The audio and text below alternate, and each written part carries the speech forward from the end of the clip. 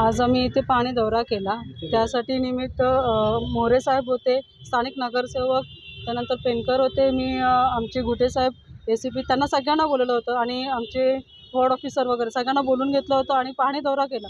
त्यावेळेस मला असं निदर्शनास आलं, की महात्मा ज्योतिबा फुलेंची जयंती आहे 200वी, ती आता येत्या शनिवारी आहे। तर तिथे परिस्थिती खूप बिकट होती।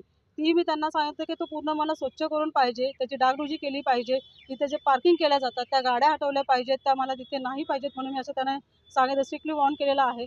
त्यानंतर जे फेरीवाले बसतात अनधिकृत आहेत, तेही त्यांना काढायला सांगितलेलं आहे। जिथे-जिथे अनधिकृत फेरीवाले बसतात, त्यानंतर ज्या गाड्या लागल्या जातात त्या त्यांना मी काढायला सांगितलेल्या आहेत।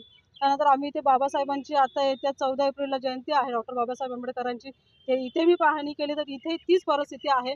गाडीवाले लागले जातात, जे अनधिकृत पार्किंग केली जाते आणि आमचं हॉस्पिटल आहे, तर त्या हॉस्पिटलला जाताना ॲम्ब्युलन्स जाऊ शकत नाही, अशी यांनी परिस्थिती करून ठेवलेली आहे। इथे ते कपड्यांचे ढिगारे लागले जातात, तेही काढायला सांगितलेलं आहे। त्यानंतर मी त्यांना सांगितलं, की इथलं सुशोभीकरण करून घेण्यात करणार आहोत आणि आज 200 बाबासाहेबांची जेव्हा जयंती आहे, त्यावेळेस आम्ही असं सांगितलं, की ती पूर्ण क्लीन झाला पाहिजे। जसं आपण आज महात्मा ज्योतिबा फुलेंची जयंती जी येत्या शनिवारी आहे, त्यावेळेस ते क्लीन करायचं त्याच्यानंतर लगेच इथे मी त्यांना सांगितलं, की इथेही सुशोभीकरण व्यवस्थित केलं पाहिजे।